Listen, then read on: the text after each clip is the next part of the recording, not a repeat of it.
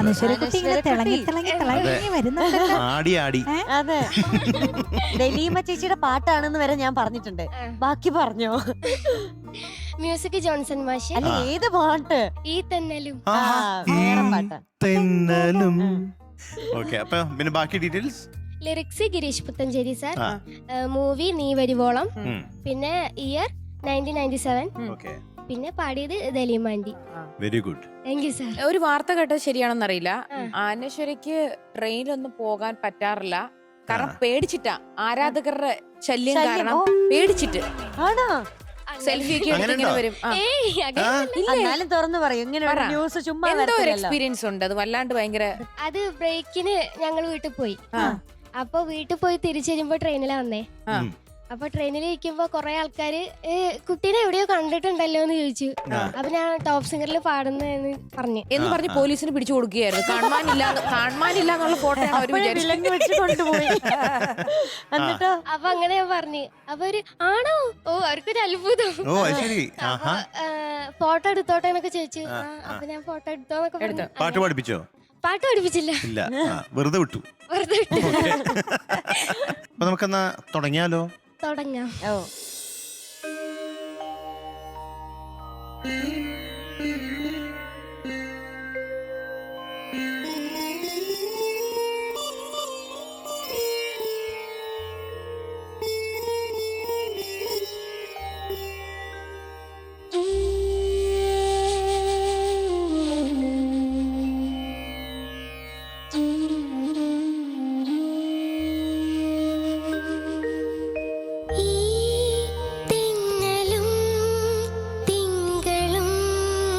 പൂ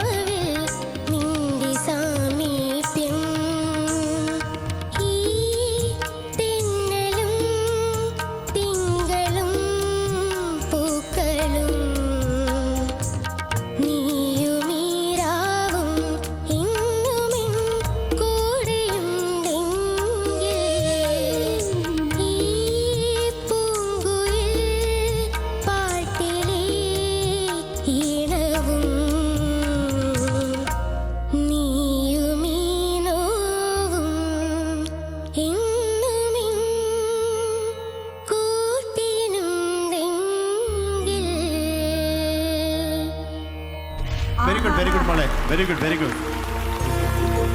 all the best. Thank you ma'am. അപ്പോ അനശ്വര കുട്ടിക്ക് ഇന്നത്തെ മാർക്ക് ആ. എന്ത് തോന്നുന്നു? ഇന്നത്തെ ഞങ്ങളുടെ കമന്റ്സ് ഒക്കെ കേട്ടിട്ട് ഒരു 98 90. ആണോ? 98 കൊടുക്കാം. നിങ്ങളുടെ അഭിപ്രായം എന്താ? കുഴപ്പമില്ല. കുഴപ്പമില്ല. കുഴപ്പമില്ലെന്നേ ഉള്ളൂ. അല്ല ആ, എന്നാ എന്നാ അങ്ങനെ ശരി. ആവട്ടെ. എന്നാ പിന്നെ അങ്ങനെ അങ്ങനെ ആവാം. ആവട്ടെ. 98 ഔട്ട് ഓഫ് 100.